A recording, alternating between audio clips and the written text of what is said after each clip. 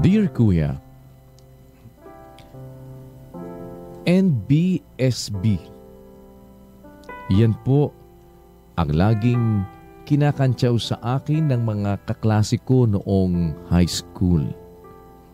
No boyfriend since birth ang ibig niyang sabihin. Pero ganun pa man, ay hindi ko pinanghihinayangan yon dahil ang mga taong bumansag sa akin yan ay mga nanay na ngayon. Maaga silang nagsipag-asawa at hindi na tumuloy sa kolehiyo. Dahil dito po sa amin sa probinsya, hindi masyadong pinaprioritize ng mga kababaihan ang makapagtapos ng pag-aaral. Ang mga babae raw ay para lang sa bahay at pag-aaksaya lang daw ng panahon ang pagtuloy nila sa kolehiyo dahil sa pag-aasawa rin naman ang bagsak nila.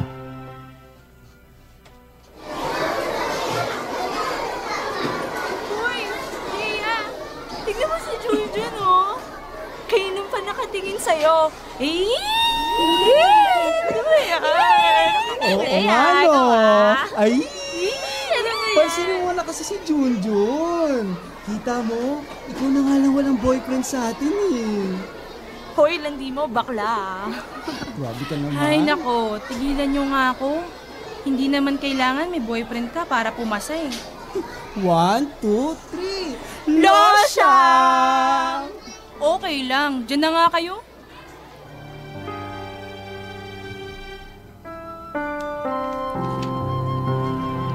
Pero ibahin niyo po ako, Kuya.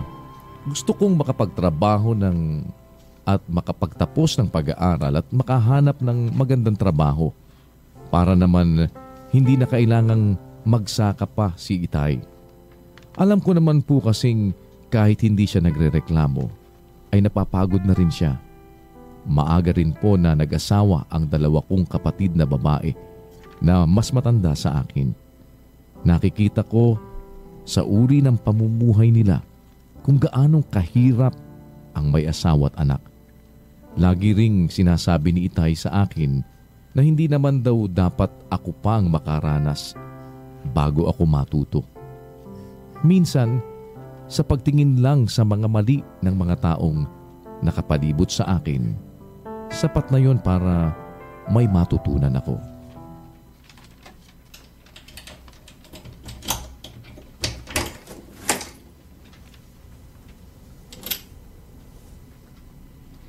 Mano po, Nay?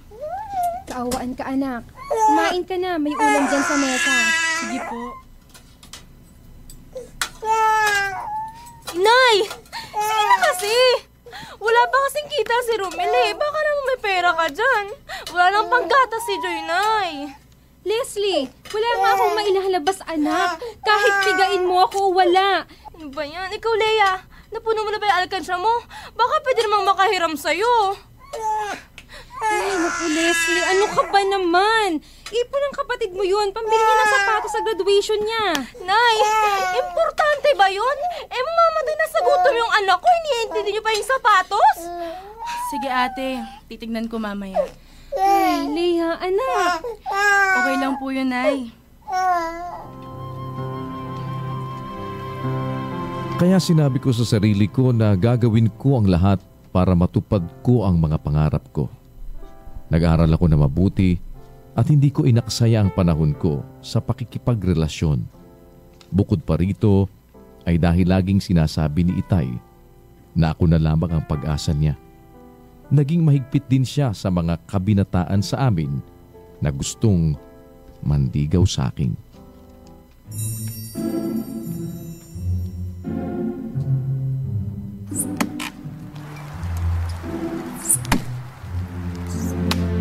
Ano ka mo?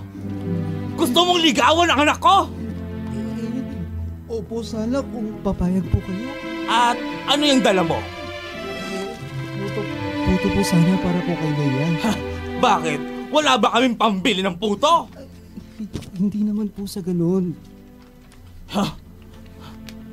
Ay, Mamang Kalbo! Sinong kalbo? Ay, wala po. Nagulat lang po. Teka ha? Bakit basa yung pantalon mo?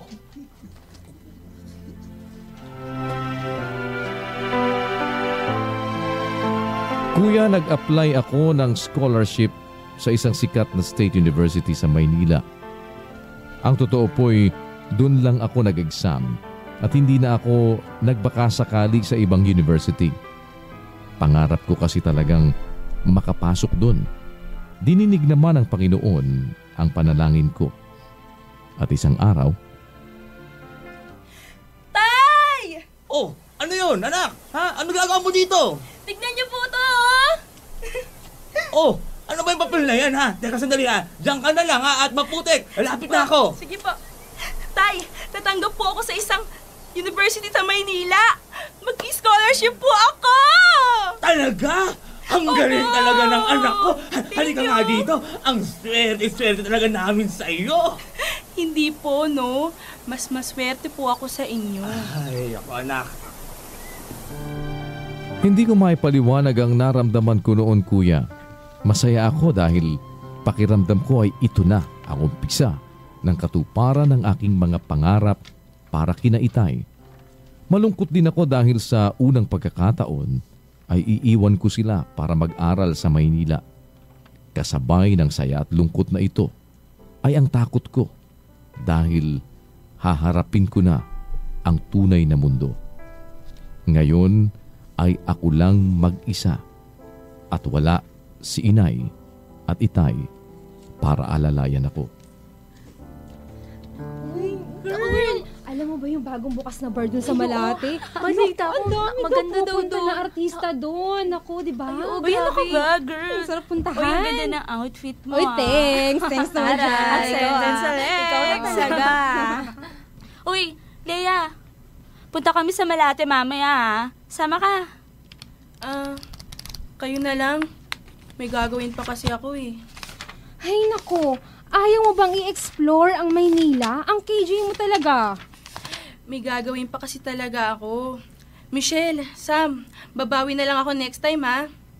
O sige, ikaw ang bahala. Tara na, Sam! Uy, tara, let's go.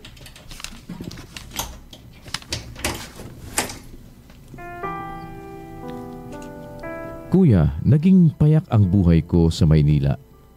Sa dorm at school lamang umikot ang buhay ko araw-araw. Gustuhin ko mang mamasyal at sumama sa mga kaklase ko, ay kailangan kong tipirin ang allowance na nakukuha ko mula sa scholarship. Ayaw naman ni Itay na kumuha ako ng part-time job dahil ang gusto niya ay nakatutok lang ako sa pag-aaral. Maganda ang naging simula ng unang SEM ko, kuya. Masaya. Pero nang makilala ko siya, saka ko lang nalaman na pwede pa palang maging mas masaya. Excuse me, may copy pa po ba kayo ng Media Law book na libro ni Kay Anderson? Teka, check ko ha. Sige. Meron pang isang copy doon sa shelf number 26, pero hindi book. Photocopy lang. Ay, sige po, thank you.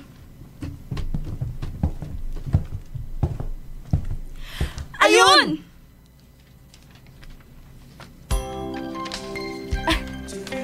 Excuse me, ako ang nauna dito eh. At sinong nagsabi? Ako talaga ang nauna. Sorry, miss but I touched the book first. Ganito na lang. I will let you photocopy it bago ko hiramin. Photocopy? Malabo na nga yung kopya na yan Tapos gusto mo ipa-photocopy ko? Wala na akong mababasa niyan. Pwede mo namang hiramin bukas. Di ikaw humiram. Ikaw humiram bukas. Total, ikaw nakaisip Look, kailangan ko kasi talaga to. Look din. Sa tingin mo ba ako hindi? Pero... Okay, let's settle this. Anong oras na ba? Ha? 10:53. 10:53. Sige. Kukunin ko sa yung book ng 3 p.m. Library card ko na gamitin natin pag-out. Anong number mo? Kita tayo sa cafeteria. Ha? What? Sige. Noong una ay inis na inis talaga ako kay Gian. Nayayabangan ako at nakukulitan.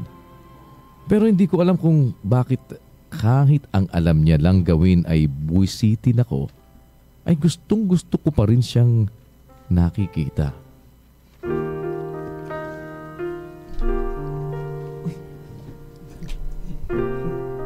Uy, pare. Si Gian. Bagay talaga kayo. Ano mo ba kanina, pare? Nung magkasama kayo kanina ni Leia, pambihira, para kayong artista. Kim and Gerald, grabe. Bagay na bagay. Hindi nga pare. Ay, Oo, pambihira. Gian. Si Rhea, oh. Ay, Leia, si Gina. Ay, ano ba? Uy, ano ba kayo? Baka mamaya, isipin niya may gusto ako sa kanya. Eh, totoo naman! Hoy! Kinilig! Kinilig ka! Kinilig ka! Corny mo no? Alam mo, hindi nakakakilig. Nakakapikon. Ang manang mo, Leia. Eh, mas okay nga kung mapikon ka na sa akin eh. Para naman, patulan mo na ako. Kinilig! Kinilig yan! Kinilig! Aray! Baka bato ka. nito. Baka bato ka. Sakit Kaskas ha? na yan eh. Oh, ito bago. Leia, para kang yung media lobok sa library nung una tayong nagkita. Leia, say bakit dali? Ayoko nga. Ang manang mo. Dali na, huwag ka ng KJ. Oh, ulitin ko ha. Leia, para kang yung media lobok sa library nung una tayong nagkita. Bakit? Kasi, kailangan kita eh.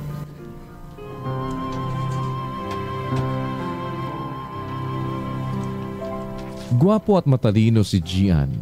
Walang sinabi ang ibang mga nanligaw sa akin noon sa probinsya. Maporma siya at masayang kasama. Aaminin ko po, kuya, hindi nagtagal ay napaibig niya ako. Isang pakiramdam na noon ko lang naramdaman. Bukod sa pangarap ko para kina Itay, ay nagkaroon na rin ako ng pangarap para sa aming dalawa ni Gian. Lalo ko siyang nakilala. Nalaman kong hiwalay na pala ang mga magulang niya at nakatira siya ngayon sa tita niya. Nakakatanggap lamang siya ng sustento mula sa tatay niyang nasa Amerika. Kung ako noon ay natatakot mabuhay ng hiwalay kina inay at itay, paano pa kaya siyang mag-isa na lang sa buhay?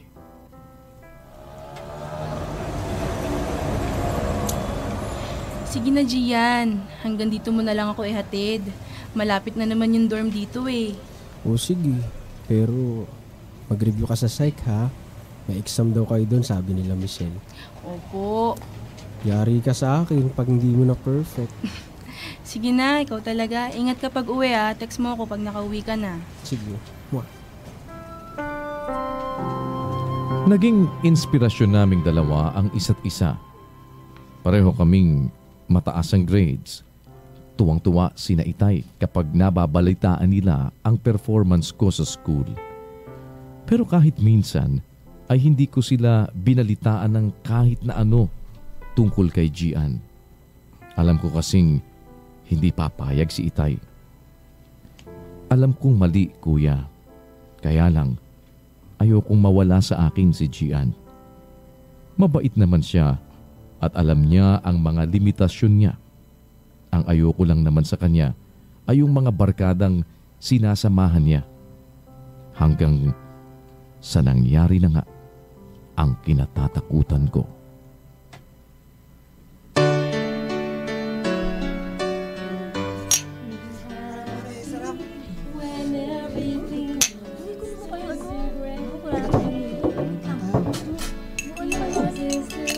O ano?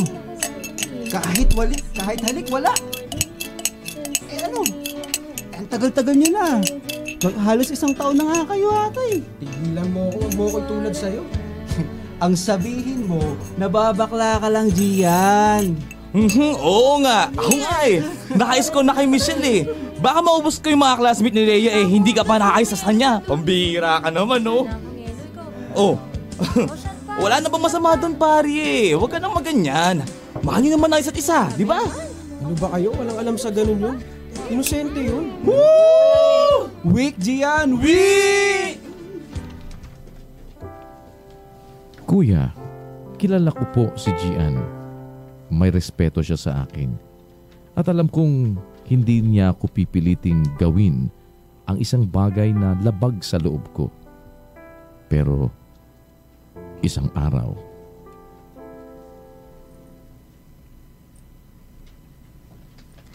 Sir, pag may kailangan po kayo, nandyan po ang telephone at number ng front desk. Sige, thank you. Sige po.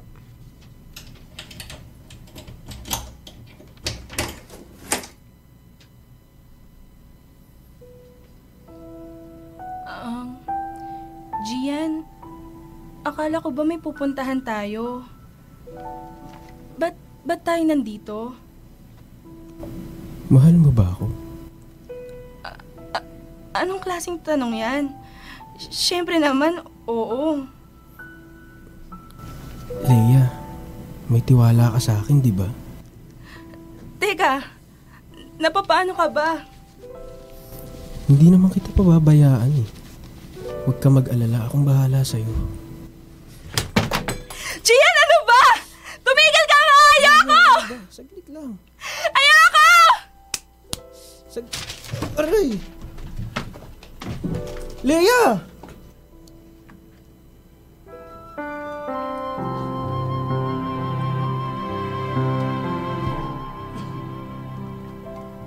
alam kong nasaktan ko si Gian sa pagtanggi ko sa kanya, kuya. Mula noon ay hindi na niya ako kinausap. Hindi ko na rin siya madalas makita sa campus. Masakit para sa akin ang nangyayari sa amin. Nahihirapan ako, kuya. Lalo na't mahal ko siya. Gusto ko sanang humingi ng payo tungkol sa sitwasyon ko ngayon. Nais ko rin pong itanong kung kasalanan ba ang premarital sex?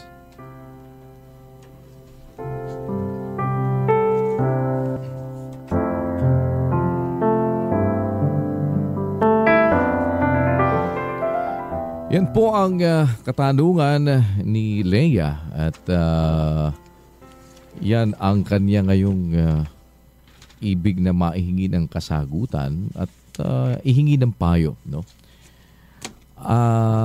Ito ay maraming mga ganitong mga problema ang mga kabataan ngayon. Hindi lang mga kabataan, kahit na yung ibang mga nasa edad na pero hindi naman ika nga ho ay pumapasok pa sa buhay ng mag-asawa. Alamin natin ang magiging tugon dyan sa loob lamang po ng ilang sandali sa atin pong Dear Kuya The Drama. Samantala ang ating muling mga nakasama ngayong hapon, Teacher Jack. Opo kuya, ang mga gumanap po sa kwento Bakit ni Leia. ba hapon? Umaga pa lang pala. Umaga pa lang. Ako hindi naging umaga, nagiging hapon. Talagang ngayon kasi ako'y kuya sa maghapon. Malapit na maging hanggang hating gabi. Sino mga nakasama natin? Kuya, yung mga nakasama po natin ngayon, ang gumanap na Leia, yung bida natin na nag-walk out talaga sa labas ng studio, si May Cortez. At syempre yung gumanap naman po na kasintahan niya, si Maki Libradilla. Yung gumanap naman po na nanay, na kaibigan na si Sam, at yung librarian, si Mary Lopez po yun. Yung gumanap naman na si Leslie at si Sam, yan po ay si Angelica Casil. Yung classmate 1 naman po, sa si Michelle, ginanapan po yun ni Kat Montemayor. Si Jerof naman po, siya yung gumanap na si Manuel na manliligaw na naihi sa Salawal. Si Luis at ang classmate kanina ni Lena bakla. Yun. Ako naman po yung gumanap na tatay at si Lawrence. Yan.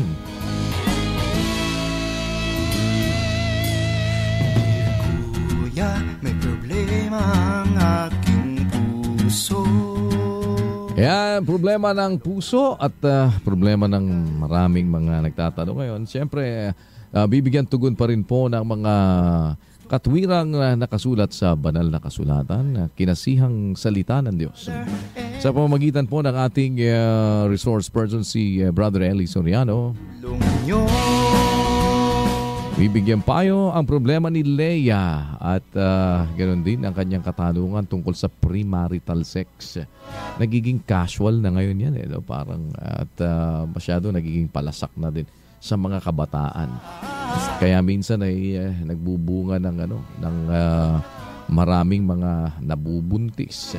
Pagkatapos hindi naman sila nagkakatuluyan. Ayun ang resulta. UNTV Radio, La Verdad 1350, tapat at totoo sa serbisyo publiko. Member KBP, kapisanan ng mga broadcaster ng Pilipinas. Dear Kuya,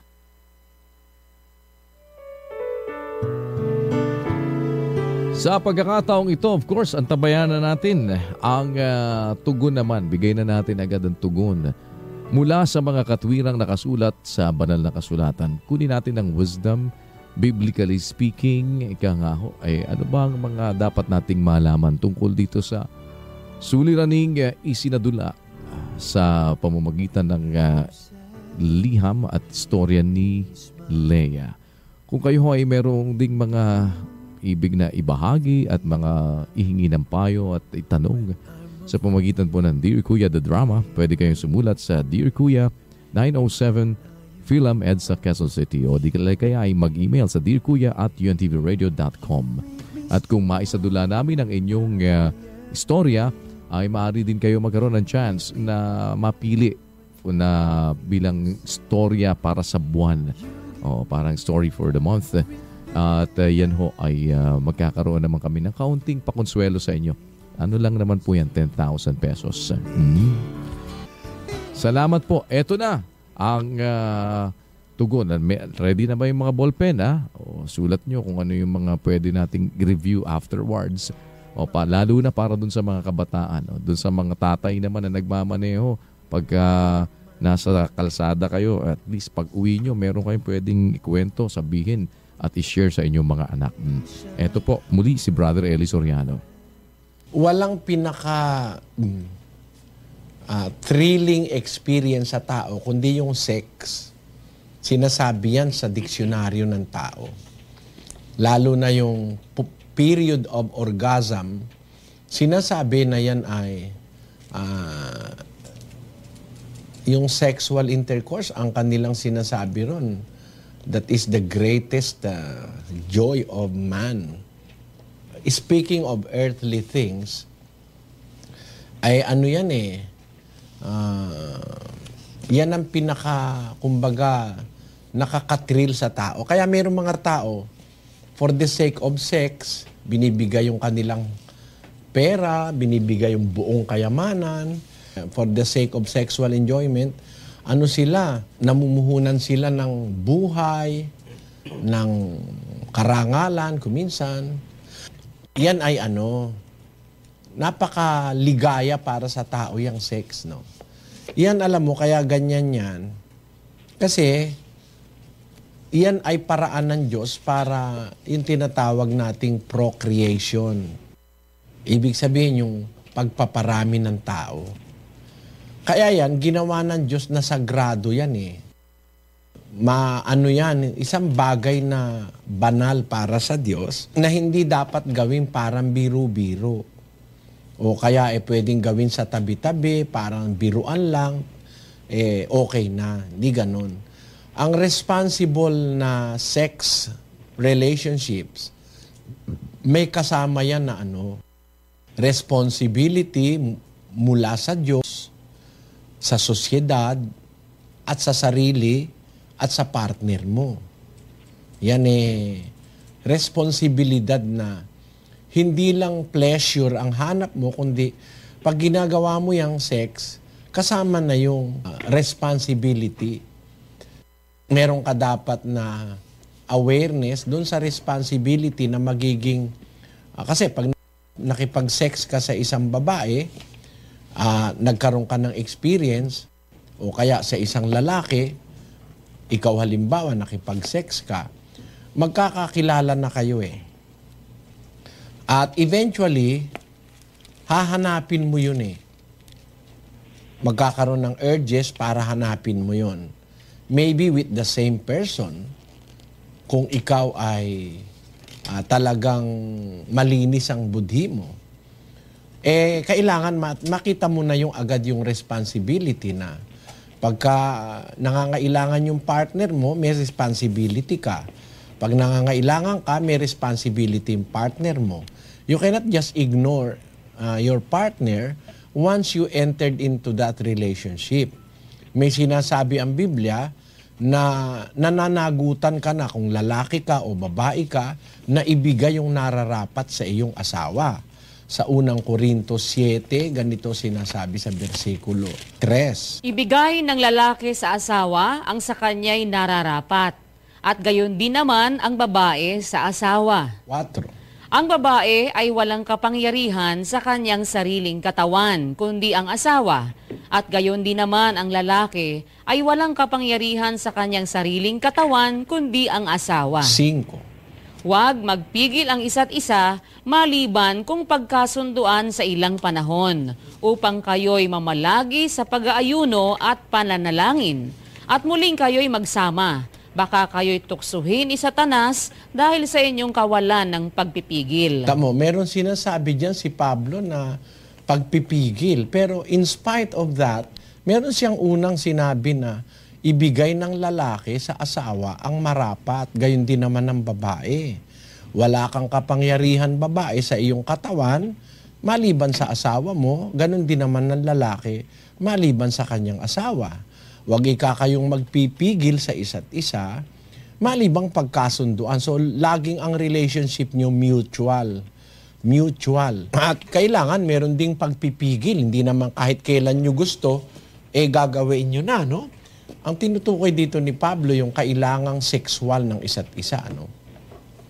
So makikita natin, meron ng responsibility yung lalaki sa babae at yung babae sa lalaki. Hindi lang kung nag-e-enjoy kayo, pagkatapos maghiwalay kayo, may manganganak yung babae, iiwanan na nung lalaki, pagkatapos ang mangyayari, hahanap ng iba yung lalaki, ganun din yung babae, magkakawasak-wasak na ang buhay mo.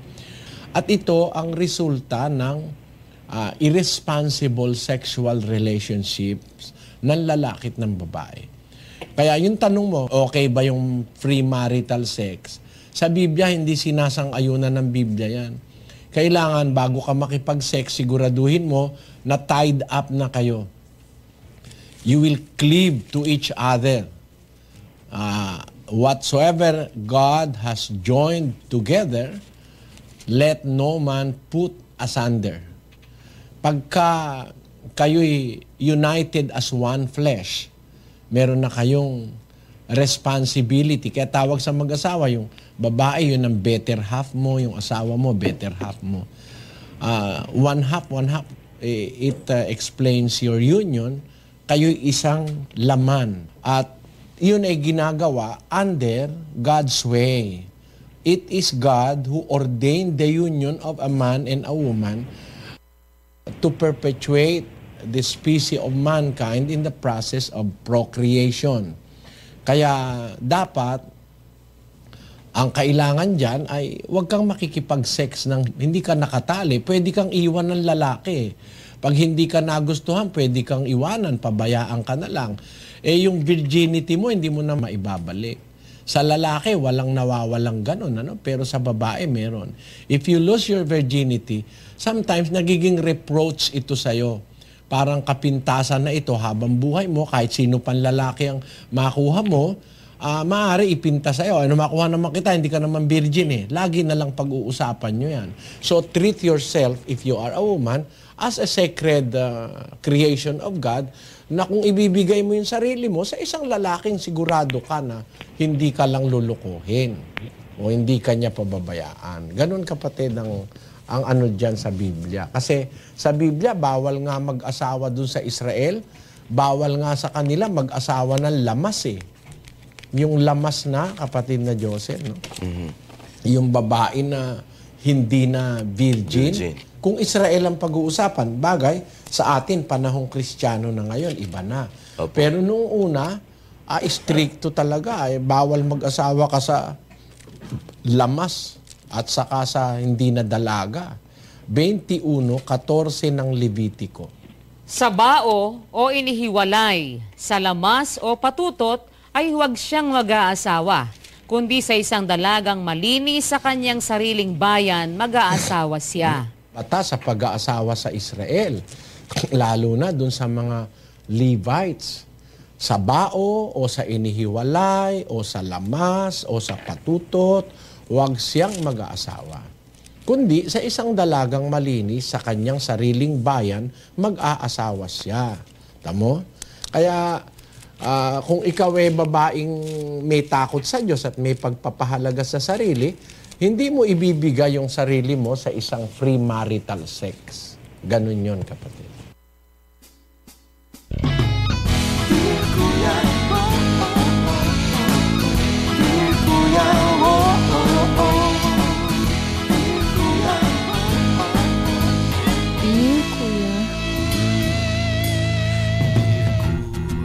Dear Kuya, Dear Kuya, sa kalooban ko'y matagal nang tinatago. Dear Kuya, gusto kong marinig ang inyong payo, together with Brother Eli Soriano. Dear Kuya, kailangan ko ang tulong nyo. Kuya, oh, yan nadinig nyo na mga ate, mga kuya, mga ading Sana ay natutunan nyo po at magandang ating balik-balikan. O kaya yan, mga estudyante, kayo ay mga mag-aaral. O sana kayo nagsadula niyang ano niyan, 'di ba? Kayo sadula ng istorya na 'yan. Sana maintindihan nyo, 'di ba? Opo. At para sa inyo rin 'yon.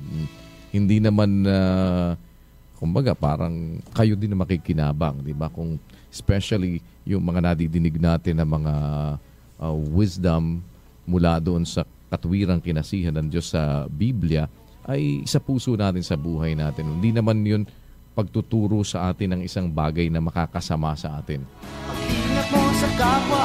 Kaya sana, ayan, yung pag-aaral ay mapagbuti ninyo. Ito hong ating mga naging kasama ngayon sa ating live drama presentation ng Dear Kuya, the drama, ay mga mag-aaral po natin sa La Verdad Christian College at sila po ay mga full scholars. Of course, kagaya noong nasa storya na nakakuha ng scholarship, 'di ba? Si Leia na ang scholarship niya ay nakakakuha din siya ng allowance. Eh ito, meron pa kayong meal allowance, 'di ba? Kumain na ba kayo ng tanghalian? o nag-aabang na naman kayo ng pizza? Parang na isang araw naubusan ako ng pizza eh. Tawagin mo si ma'am. Ma'am, halika dito ma'am dahil para makapagbigay ka ng idea sa amin. Para dun sa mga interesado na Ma'am Sheila, para dun sa mga interesadong kumain ng pizza. Para sa mga interesadong mag-apply ng scholarship para sa mga nandyan sa Christian college natin, sa La Verdad Christian College. Yung mga gusto mag-apply ng scholarship, paano ba pwedeng gawin, Ma'am Sheila? Opo, anytime po from Monday to Friday from 8 a.m. to 5 p.m. pwede po silang bumisita sa school na located po sa 351 EDSA Bagong Barrio, Caloocan City. Anong kailangan nilang dalhin? Kasi kanina sabi ko, yung mga tungkol sa pictures, i-provide nyo na yon. Ako nang singilin ninyo, di ba? Kung pictures lang naman. Kasi madali naman ngayon, mga digital naman yung mga camera ngayon, kahit na isang maliit na digital camera lang. Ano ba yung mga ibang kailangan nila na ipakita para doon sa pag-apply nila ng scholarship? But then again, ulitin ko lang po bago si Ma'am Sheila maglatag ng kanyang mga requirements. Wala po itong pinipiling relihiyon. So hindi po kailangan na kayo ay miyembro ng Church of God International o hindi po naman Ibig sabihin kung hindi kayo miyembro kasama sa ang dating daan, hindi po open po yan para sa lahat.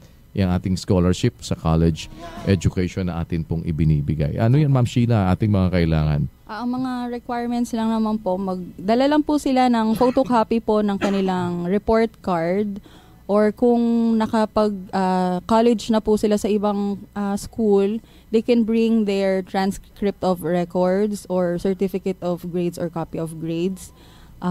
Magdala rin po sila ng certification of good moral character, or kung wala po noon, pwede na po yung barangay clearance. Then, pwede rin po silang magdala ng latest na ITR ng kanilang parents or certificate of tax exemption. Pwede rin po silang magdala ng certificate of non-tax payment or certificate of indigency, which is pwede pong makuha sa mga barangay hall, sa kanilang barangay captains. Yung valid ID, any valid ID po, pwede po yung school ID or kahit anything po na recognized po by the government. At yung picture, gaya nga po ng sabi ninyo, kung wala man pong picture, pwedeng doon na lang po sa school. Pero kung meron na kayong picture, di mas maganda, di ba? Kung meron na kayong picture na 3 piraso, 2x2, na andun, lalagay nyo lang yung pangalan nyo, white ang background. So, nandun naman yung mga, sino pwedeng hanapin doon sa La Verdad Christian College, Ma'am Sheila? Hanapin na lang po nila yung registrar, si Sir Tykes Villagomez po. Ayan, si Tykes. At para ho yan sa lahat ng mga qualified, at ang atin pong binibigyan ng priority, of course, ay yung ating mga kababayan na talagang walang kakayahan financially, at talagang dapat na mabigyan ng tulong para sila ay makapag-aral.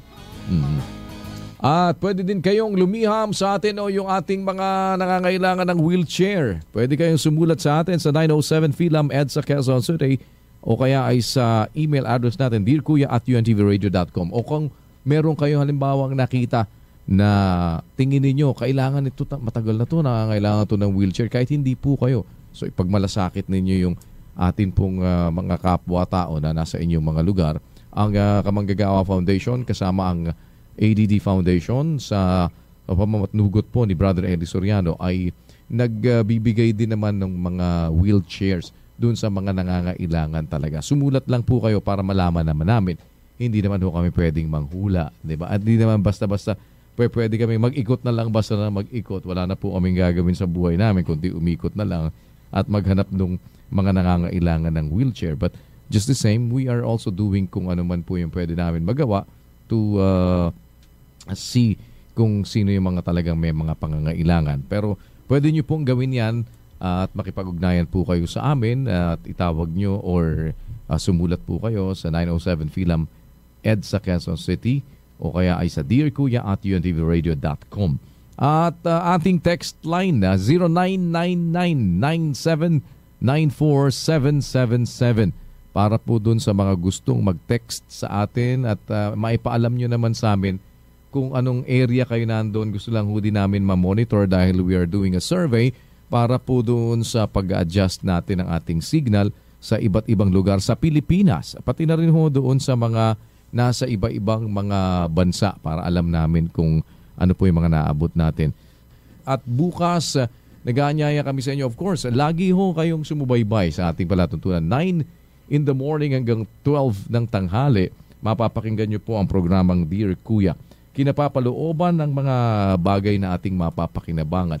Si Brother Eli Soriano po ay napapakinggan din naman ninyo sa iba't ibang mga programa. Ang Itanong Mo Kay Soriano, ang Dating Daan.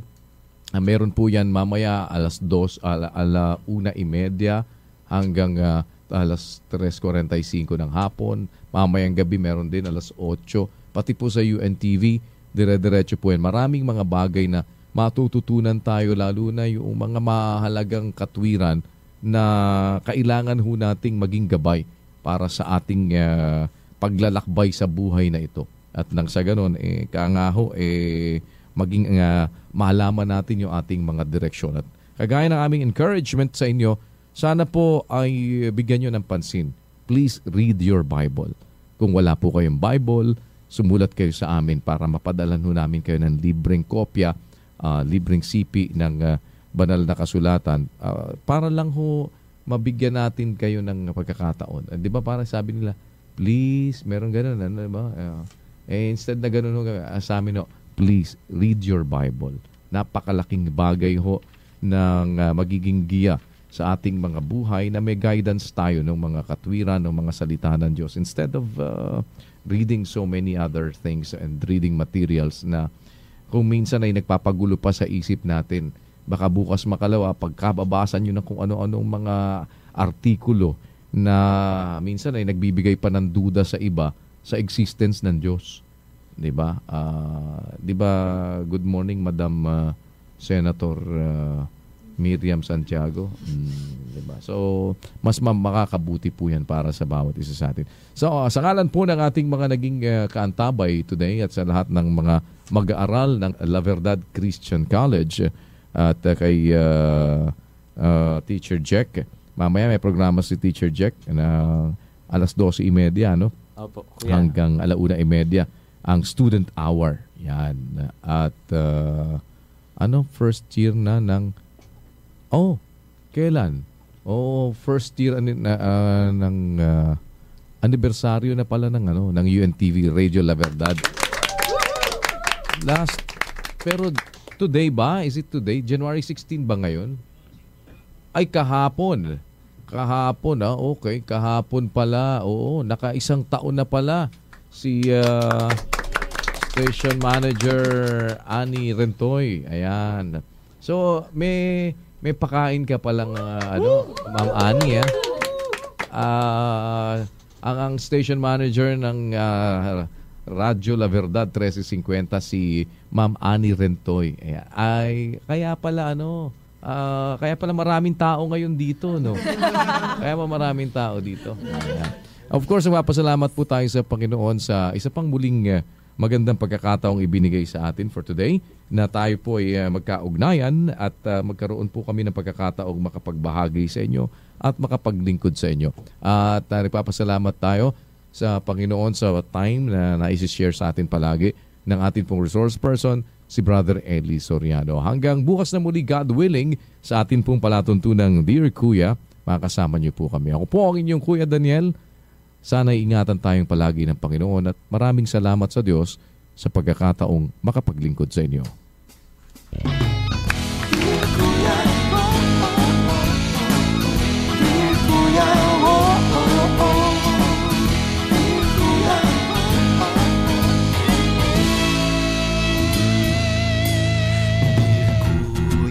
may problema ang aking puso. Sa kalooban ko'y matagal nang tinatago.